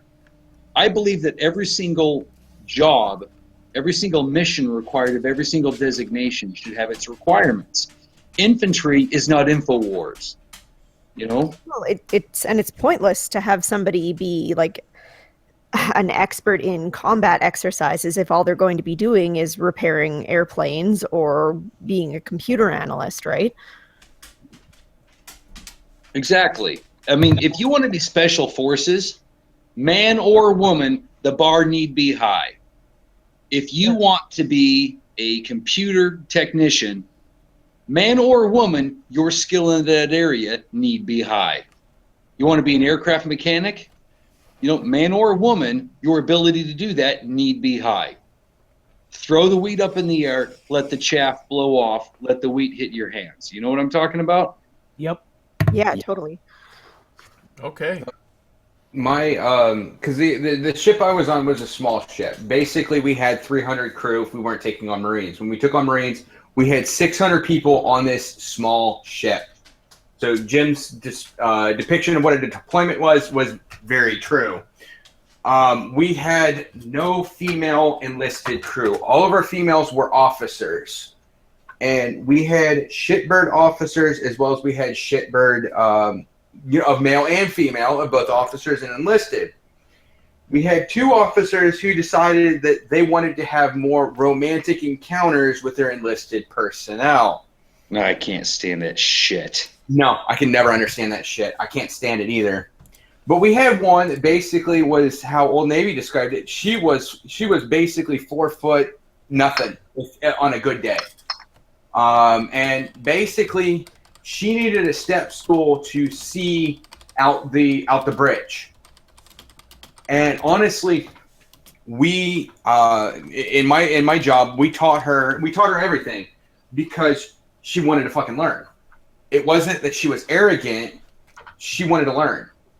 And that's what we wanted. We wanted somebody who wanted to learn how to navigate a ship, how to make sure that it gets to where it needs to go, how to understand that current can push a ship and can push it in random different directions. And if you don't pay attention to that, you could end up crashing into land. Get somebody killed. Actually, that kind of happened. We had a guy fall down a water well, puncture a lung because we hit rough seas. And we had to immediately pull back into port backwards because we didn't have fucking time to turn around and get him back to the Philippines because it was the only medical facility we could get to. But for me, and it's probably most of the people in the military that probably should have stayed in. We didn't care who the fuck you were. We didn't care where the fuck you were from. We cared, can you do the job? Do you give a shit about doing the job? Do you give a shit about getting the mission done? If so, then you're one of us. If not, get the fuck out of my Navy. That's pretty much it. I mean, I saw someone in the chat earlier like, oh, this guy's simping for females. You know what? I cannot think of a limper dick. Like, oh, well, you're treating people fairly. You're simping for females. You know what? Fuck straight off.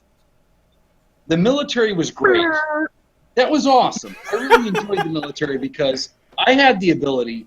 I spent 12 years writing the evals that made or broke people's next promotion. Their performance mark average, I wrote that shit. And I really liked the fact that I had the ability to be like, this person is doing the job. This person can do the job. This person sucks. This person rocks. And it occurred to me that after spending enough time in the Navy, I was really shocked at how concentrating on that civilians are. They're worried about genitalia. Do you have titties? Do you got a PP? You got a little mouse button to click? What are you? Who are you? Well, this is that. This is that. I didn't give a fuck about any of that shit. I was like, we got a job to do. Can you or can you not do it? If you do it, great. If you don't, fuck off. There's a way we put it on my last ship. Everybody wears coveralls. That's all that fucking matters. Yep. Right? Yeah. Okay. Well, I won't know. Thanks for that rant. And that's my favorite kind. Rants are great, especially after 7 drinks, right? Are you on 8 yet? I think I had a shot of whiskey. Yeah, sure, 7. We'll call it that. No, well, I've had 1 wine, but it's also April 20th. Oh, you pussy! Well, I'm not drinking, but a bottle of wine, right? It's 420. So Jesus! I'll be fine. Okay. Yep. So anyway. Yeah. Okay. You guys are stoned. The devil's lettuce happening. Hey. We'll still love you anyway. Yeah. Some of you will love all night long. I will. And it's a box. God damn, there's an idea. But anyway, So with this, It's I your mind think out of the gutter, Navy. I want to thank you guys for coming on and talking about this. Now, again, for people who are trying to figure out why this is some stuff that is a typically male-dominated field, and I wanted to get a peek into it because I wanted to talk about it. But I don't have Because we're experience all a with it. bunch of pansy asses and we have no Yes. experience. But I think this is actually quite enlightening. And I noticed that we do have a lot of people that are watching that are also military veterans themselves. So I want to hear from you guys that are watching the show. Please leave a comment on the video. I have unlisted the stream, so you're only going to be able to get to it now if you click on the link. So however you found the link, whether it was through Twitter or the Honey Badger Facebook page or through minds.com, that's how you should access it. Leave us a comment. Tell us a couple things about some of the questions that I asked. Why don't you guys answer them? Tell me some stories. Tell me about what you did there, some of the stuff that you saw, if you have experience with things like infidelity or whatever. Your experience with the VA too. Laugh now, laugh later, or maybe you were totally cool. You dodged a bullet there. No pun intended.